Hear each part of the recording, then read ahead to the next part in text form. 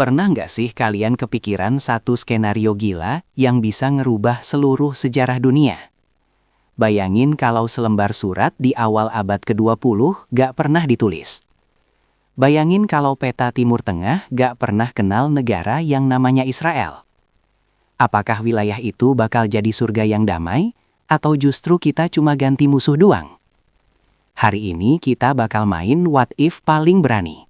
Bedah sejarah alternatif dunia tanpa Israel.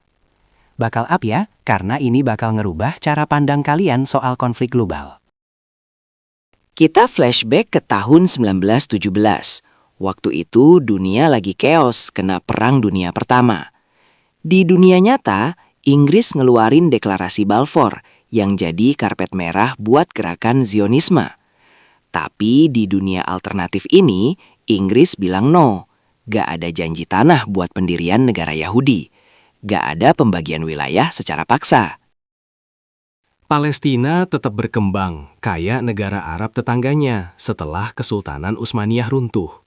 Yerusalem, Jaffa, sama Haifa tetap jadi pusat perdagangan dan spiritualitas yang vibe-nya tenang, bukan garis depan perang. Komunitas Yahudi tetap ada, tapi mereka hidup sebagai minoritas yang chill bareng warga lokal, tanpa ada ambisi buat bikin negara sendiri. Gak ada tembok, gak ada pos penjagaan, cuma ada pasar yang rame. Nah, ini bagian yang menarik. Di dunia kita sekarang, Israel sering dianggap sebagai musuh bersama, yang bikin negara-negara Arab bersatu. Tapi kalau Israel gak ada, aliansi kayak Liga Arab mungkin gak bakal sekuat itu. Kenapa? Karena mereka gak punya alasan buat bonding lewat perang. Efeknya apa? Palestina mungkin bakal jadi negara merdeka yang berdaulat, tapi mereka bakal ngadepin masalah internal yang serius, korupsi, perebutan kekuasaan antar klan, dan ekonomi yang tertinggal.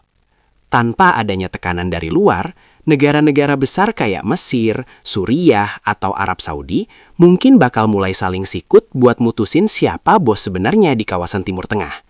Konflik tetap ada, tapi bentuknya beda. Bukan lagi soal tanah suci, tapi soal siapa yang paling berkuasa. Di sini skenarionya jadi makin deep. Transkrip ini ngasih pelajaran penting. Konflik itu nggak hilang, dia cuma ganti wujud. Tanpa Israel, narasi penjajahan bakal berubah jadi narasi identitas. Perang yang dulu pemicunya adalah perebutan tanah, sekarang berubah jadi perang ideologi. Apakah mereka bakal tetap bersatu di bawah bendera Islam, atau justru perpecahan sekte bakal makin parah karena nggak ada musuh luar yang bisa disalahin?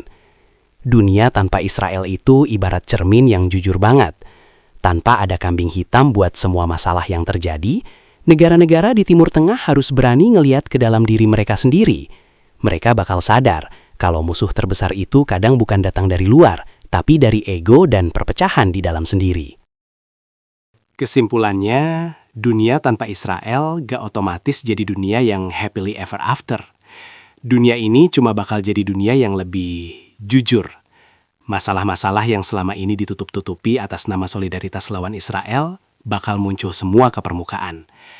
Pertanyaan soal siapa yang berhak memimpin dunia Arab dan ideologi apa yang bakal nentuin masa depan kawasan itu bakal jadi perdebatan yang berdarah-darah.